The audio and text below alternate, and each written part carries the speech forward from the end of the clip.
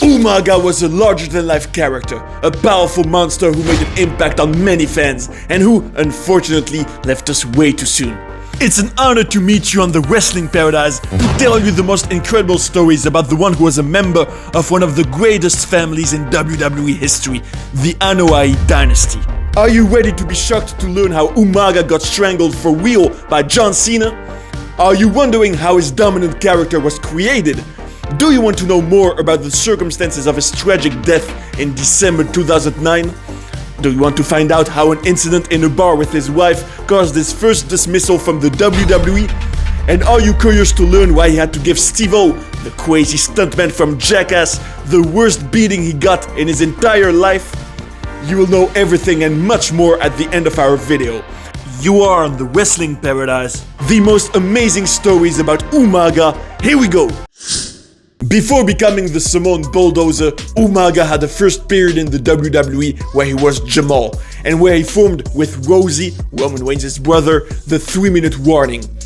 But it ended because of what happened on the night of November 29 in 2002, when he has barely been in the main roster for a few months.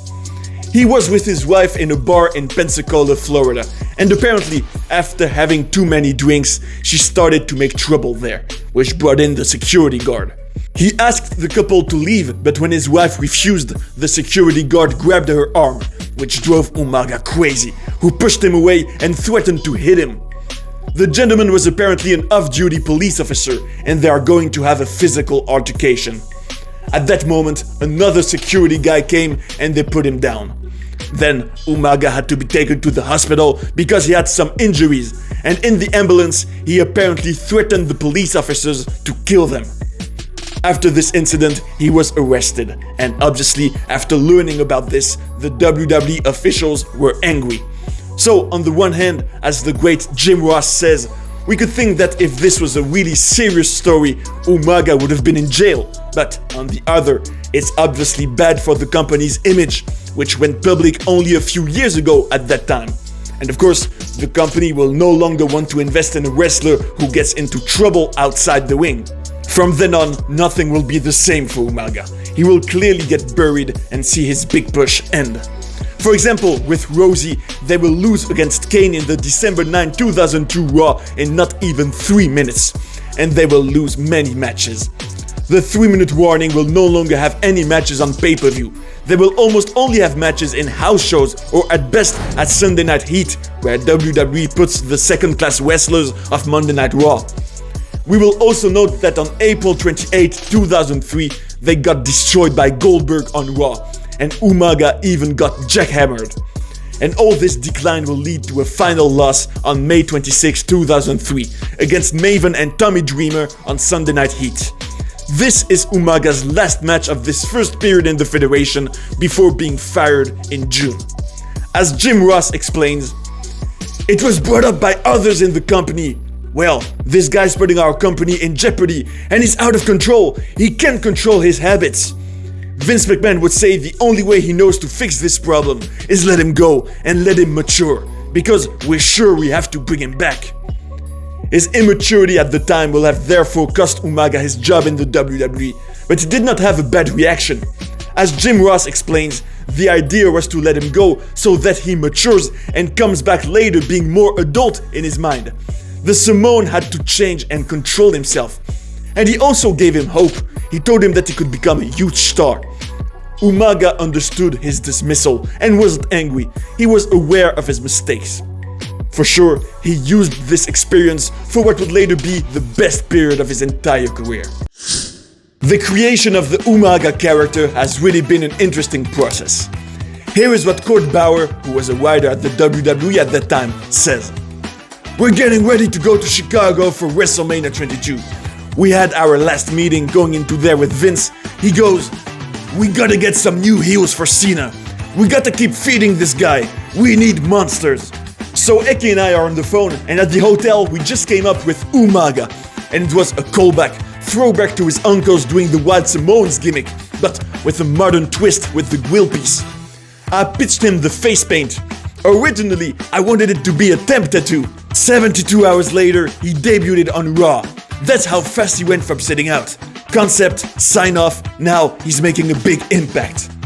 And that's how he would officially become Umaga, a new character with a wild side, like his ancestors. As Jim Ross tells us, drawings were made to create his look.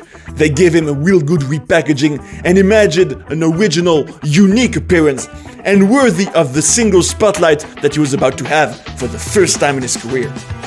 He was going to be a monster heel, as they are called, just like Yokozuna was before him, for example, in his family.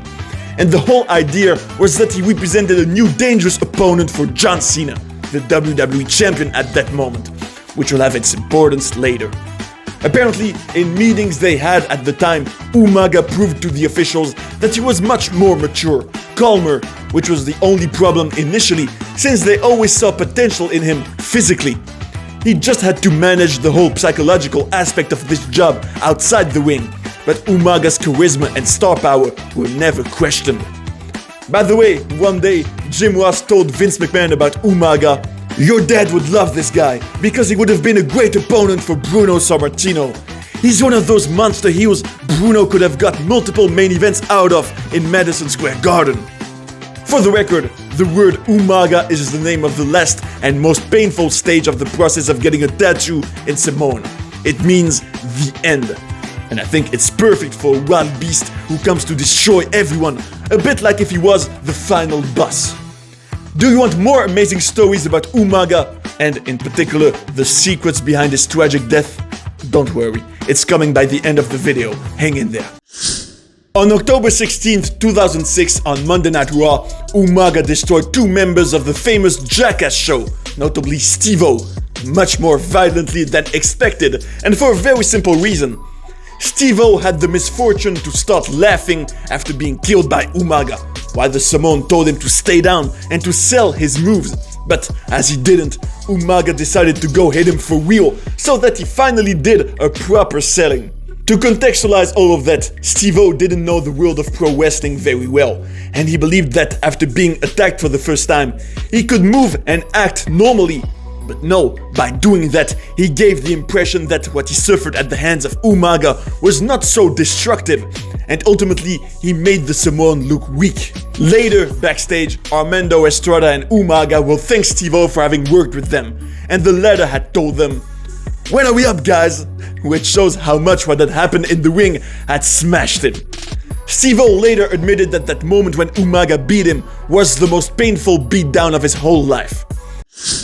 At the beginning of 2007, Umaga had what will remain one of his best matches against the WWE champion John Cena at the Royal Rumble. It was a clash that I personally loved.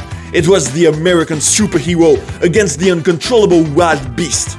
And the finish of this match was incredibly original. Cena will do his STF submission move, but he will also use the ring rope to strangle Umaga, which creates a mind-blowing visual with a bleeding Cena who throws all his remaining energy into this battle to win, and a strangled Umaga. After a while, the Samoan will pass out, and after a count of 10, the victory will therefore go to the leader of the C Nation. About this finish, Mike Chioda, the referee of this match, said, "Umaga couldn't answer anything. It was out like a light. That's why I got so worried about Eki. I was thinking, was he concussed? But no, the rope got him and choked him out, and he passed out." Backstage after the match, Umaga told Chioda that he was trying to tell him that he was suffocating, but that he couldn't because Cena was squeezing him way too hard. Chioda told him, "I just thought you were saying so good." But the Samoan told him, "Oh, Oos, I was trying to tell you, but I couldn't get it out." Can you only imagine that the Samoan was suffocating for real at that very moment? Anyway, this exceptional match between the two men is also, for Zilla Fatu, Umaga's son, his father's favorite match. Umaga's career will really change in August 2007 because of a scandal that will eventually damage the big push he had. The Sports Illustrated magazine is going to reveal a list of pro wrestlers who are clients of a pharmacy in Orlando that sells steroids without asking for a prescription. And unfortunately, Umaga was one of them. He received somatropin between July and December 2006, a growth hormone. In this list, there were also Randy Orton and Edge, among others. Even if, according to Jim Ross, many guys were cheating at that time, WWE could not afford the slightest scandal, especially since there was the Chris Benoit scandal in 2007 also. So without any hesitation, the Federation will suspend Umaga for 30 days.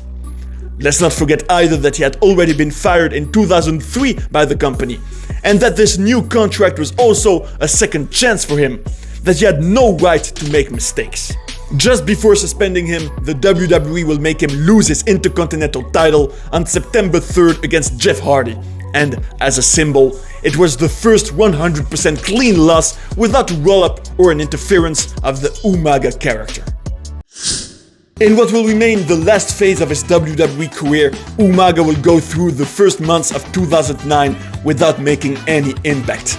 And all this will lead to what will become his final rivalry in the Federation, with CM Punk. The Samoan will attack the Chicago Kid several times, and in particular prevent him from cashing in his Money in the Bank briefcase on Edge, the World Heavyweight Champion. And they will first have a clash at Judgment Day, but especially a Samoan strap match at the Extreme Rules pay-per-view on June 7, 2009, which Umaga will lose. But why was this his last rivalry? Unfortunately, it's for a very simple reason. He just failed a WWE drug test, and above all, he refused to go to rehab. Jim Ross says that it was tough for the Samoan to deal with the hard times he was going through in his life, between injuries and the loss of a loved one. That he was addicted to painkillers, and that Vince McMahon had no choice but to fire him, even if he was a fan of his, because he didn't want to get help. JR thinks that Umaga was either in denial about his problem, or too proud, and that he didn't want to look weak by going to rehab. In any case, after having already been fired in June 2003 by the WWE, the Federation parted ways with him once again in June 2009. Unfortunately, on December 4, 2009, a tragedy was about to happen. On that day, Umaga was telling his relatives that he felt weird, and for a few days, several people who talked to him on the phone to book him on shows noticed that he was speaking slowly and that he seemed elsewhere. While his wife went to bed, he ended up falling asleep on the couch in front of the TV. When she returned to see him a few hours later, she will discover that he is no longer breathing and that his nose is bleeding. She is going to call the paramedics, who are going to take him to the emergency room, and even if they manage to get his heart going again on the way, Umaga is going to have another fatal heart attack in the hospital. An autopsy will reveal that it was caused by a mixture of painkillers, muscle relaxers, and anxiety medication, and that his heart and liver were already in a bad state. He was only 36 years old and left behind his wife and his 4 children who were still young. For the WWE, it is a new tragic death that will be highly publicized, on which the company will defend itself by saying that Umaga had been fired because he refused to be helped. An argument that can be questioned, given that apparently they were about to make him come back in the beginning of 2010, even if, of course, tests would have been done beforehand. But as Jim Ross says, this tragedy is the result of bad decisions, and according to him, Umaga had the flaw of trusting everyone. He thinks that for the purchase of his painkillers on the web, he was encouraged by others because he was not the type of guy to go on the internet. Unfortunately, because of this story, WWE will not acknowledge his passing on television, and will not give him the tribute that Umaga had largely deserved. Wasn't that crazy? What an incredible life, right? Can you believe he was getting choked out for real by John Cena, and how he destroyed Steve-O? With all of these stories, we could realize how interesting the journey of the Samoan Bulldozer has been. With first appeared in the 3-minute warning team, where he was perhaps still too brutal, then experiences that helped him to then become a larger-than-life wild beast, and one of the most dominant wrestlers in the WWE between 2006 and 2007. Unfortunately, he had a tragical fate that broke the heart of many fans.